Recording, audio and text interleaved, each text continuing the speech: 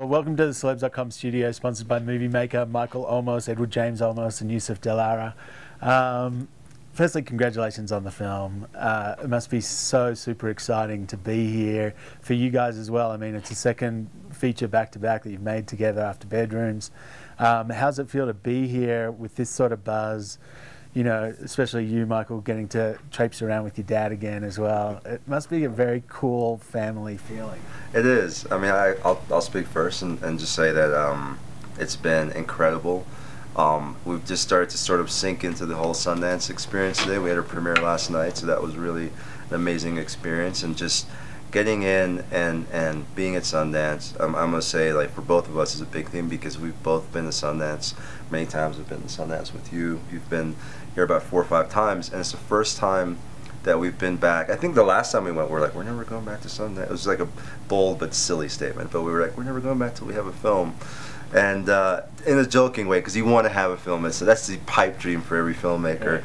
And we got in, and it's been astounding. Yeah. And it's been fun to traipse around in the snow with you. And I mean, I've followed him all over the world making movies, and just to be here and with him, and I don't know, I can't really describe the feeling. Yeah. Well, I mean, you guys have worked together before as well. Yeah. So it's like so many reunions on this project. Well, the family thing is really wonderful because Youssef and his family are SEMA, and then the Olmos group, and then there's another group that joined up with us. And so they're all families, and it's really been an extraordinary experience. I really have to thank Youssef and Amir for coordinating and getting this all together. How long did it take you guys to come up with Olmos Productions as the name of the company? It took a while. That took you about 60-something years. The SEMA obviously was up there as well, so it's like that's obviously your family. That's right. It's actually my mom's name, yeah. So it took us a few minutes to come up with that. Yeah. It seemed like the obvious choice for us. So Gina Rodriguez, obviously an amazing performance in the film, is getting a lot of attention early, which is the right, like a really nice thing to hear, right? Like, what was it meeting her for the first time that you guys thought this is the person we need? Yeah, you know, she was a firecracker. She just kind of came in, and the thing that we were taken with about her was that she's such an actress. She was so powerful as an actor, and we saw the ability to sort of like take notes, take direction, and really change on a dime. And she was a skilled actor. And then, as a joke, we're like, well, we heard you've done slam poetry. Can you do something? And she did this little slam poem for us, and then she followed up with a rap, and we felt that like cadence. Like she had a cadence, she had a rhythm, she had like a voice, and we're like, okay, this is we're like sitting on the best of both worlds. We're actually working with an amazing actor who can rap, you know, as opposed to a rapper that we teach how to act, which is a tricky tricky. I was saying situation. it to her, you wouldn't think it, seeing her on Bold and the Beautiful with her character's name on that was Beverly Hills, and or something like that. And like on this film, this is downtown LA, you know, and those opening shots with the music and the shots of downtown LA, it puts you right there. Yeah. A lot of people don't show LA as a character like that. Mm-hmm. How do you guys feel about LA? I think Manhattan is one of my favorite films because in film school I watched that probably 1,000 times. But I just love that Woody Allen had made that film as like a swan song to New York and to Manhattan. And I think we have a little bit of that in our film. I think the city is a character in the movie, and we started on South and 6th and Union. That became part of the world, and then went to Echo Park, Silver Lake, downtown LA, and it just sort of that LA informed so much of the story and so much of the lives of these characters that there's no way we could exclude it from the film. Yeah. And you found a really interesting way to sort of cut it together and with the music in the film. I thought was brilliant. Thanks. Yeah, I mean, we're LA filmmakers, and I know me, like, I don't want to film anywhere else in the world. Like, I love LA. It's so diverse. There's so much going on. There's so much value in LA as a filmmaker to actually do your stuff and have people that you know around you. And I think we should keep it home. So there's so much left in LA to uncover. There's so many stories in there. But you're a visual effects guy, right? From before, and working on the Star Trek series and all that sort of stuff. And then this film, it's like it doesn't need any of that. Yeah. Almost. I mean, maybe in the editing and things like that, but certainly in terms of bringing that hyper element, it almost like is contrary to the telling of this story. So is that something also that you found exciting and challenging to? Yeah, I mean, I think this type of story is like who I've always been, and Effects was an amazing learning process and understanding the nuts and bolts of post-production, how that comes together. And I think more than just the glamour of effects, but it's like the technicality of what it all means, how it all comes together. And understanding those elements is really the core of understanding how to put a film together, you know? Yeah. Edward, it's when we were speaking to Jenny Rivera before, she was saying when she got a call from you to come and do this film, that was like, Edward James Olmos is on the phone. Like, she got really excited. And I was thinking of saying to her, it'd also be cool, like, if you were on the other end of the phone going, I got her. I got Jenny Rivera. That's exactly what we were doing. Yeah, exactly. Because basically, you know, our kids go to school together. Well, they used to, but at the same grammar school. And so I would see her there, and we were friendly towards one another. But you know, we always had this kind of like respect, but we never got into conversations. It's just, hi, how you doing? How's things going? Great. Okay, man. How's the kids? Great. Bye. And that was it. And so when I called her, I knew her, but I had never really asked her anything. So when I asked her if she'd come and help us to do this, she was very amenable. She was a little apprehensive only because of the fact she's not an actress. And I said, you'll be in good hands, and I think that you'll be really, really thankful that you got involved in this kind of a project. And in the long run, it's going to be probably something that you'll remember fondly in your life. Said that, she goes, oh, okay. And then so we went along, and she said yes.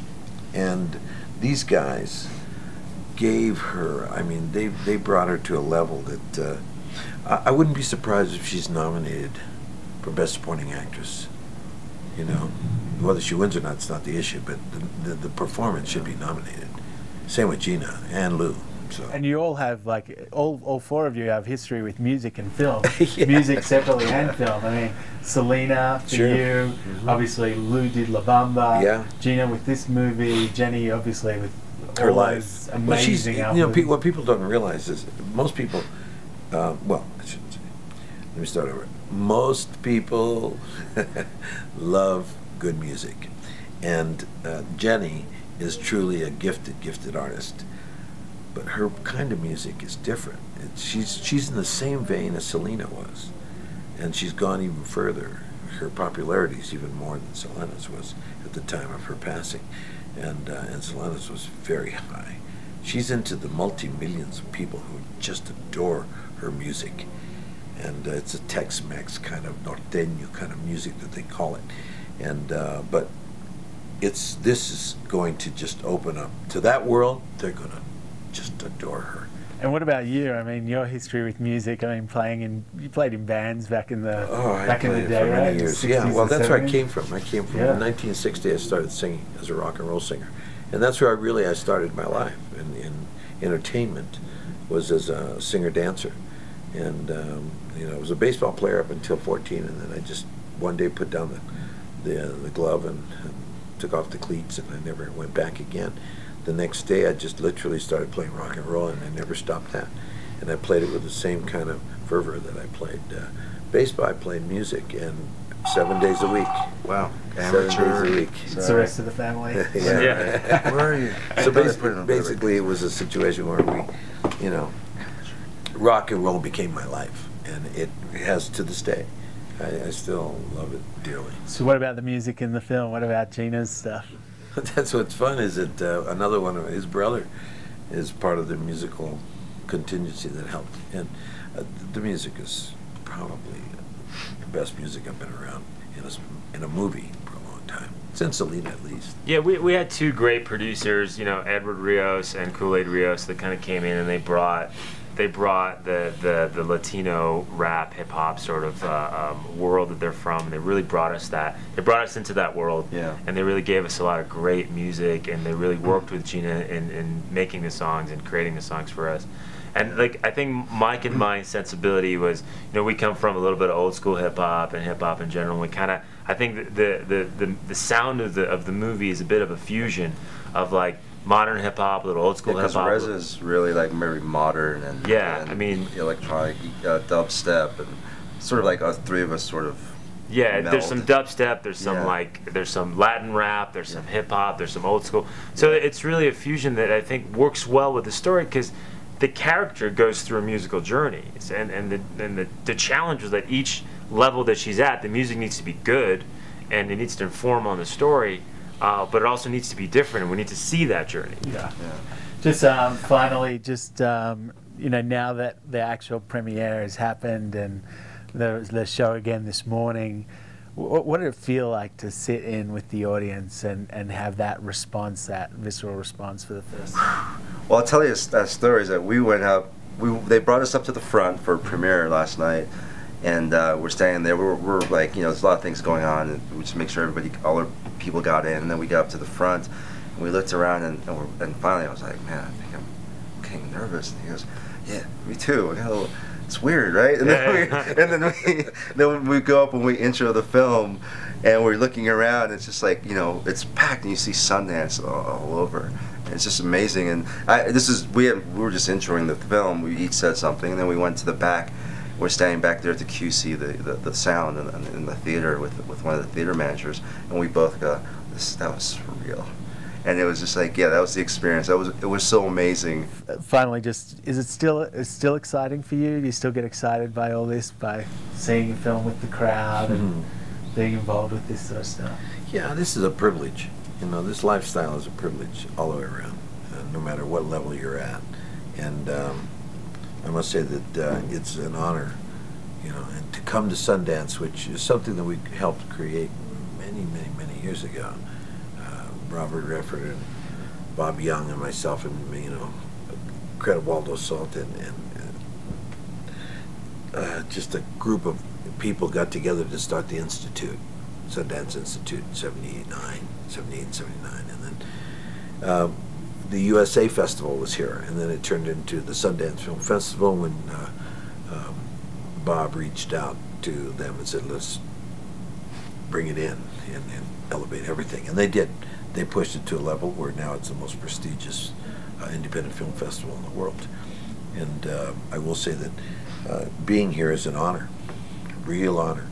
And being here with a film that Youssef and Michael created is even more thrilling and exhilarating. And of course, now that we're in competition, that was like, where did this come from? This is a blessing 1,000 times over, because basically it just puts a really good onus on the picture that we were in competition. So no matter what comes next, it's a really nice thing to say, my film was in competition. Well, it was great. It was great seeing you and Lou back on the big screen as well. Yeah, Lou and bringing back that history, because that's a lot of people's favorite film of all time, man. So congratulations on that film. I think he might have told you, but that film's just been put into the National Registry. That's right. He did mention it about 2 weeks ago. Yeah, and that's testament amazing. To the fact of amazing. How good it was and how good it still is. Pleasure having all you guys in here. you. Congratulations so Thank you. much. Look forward to seeing where it's headed.